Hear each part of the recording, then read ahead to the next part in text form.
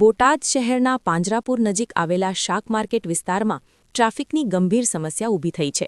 માર્કેટમાં રિક્ષા, two wheeler અને લારીઓનું અવરજવર વધતા ખરીદી કરવા આવતા બહેનો અને ભાઈઓને ચાલવા માટે પણ રસ્તો મળતો નથી.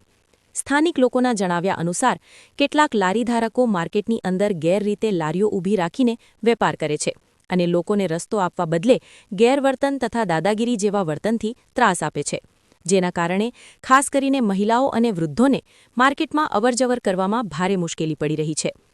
સ્થાનિક નાગરિકોનો આક્ષેપ છે કે બોટાદ નગરપાલિકા અને ગુજરાત પોલીસના ટ્રાફિક વિભાગ દ્વારા માર્કેટ વિસ્તારમાં વાહન પ્રવેશ અંગે કોઈ સ્પષ્ટ નિયમ અથવા સમયમર્યાદા જાહેર કરવામાં આવી નથી, જેના કારણે વાહન ચાલકો અને લારીધારકો મનમાની રીતે રસ્તા પર વાહનો અને લારીઓ ઊભી રાખે છે. સાથે સાથે સ્થાનિક લોકોએ એ પણ જણાવ્યું છે કે માર્કેટમાં બકાલું વેચવા આવતા નાના વેપારીઓ સાથે કોઈ પ્રકારની અયોગ્યતા કે અન્યાય ન થાય તેનું પણ ખાસ ધ્યાન રાખવું જરૂરી છે, જેથી નાના વેપારીઓ પણ શાંતિપૂર્વક પોતાનો રોજગાર ચલાવી શકે.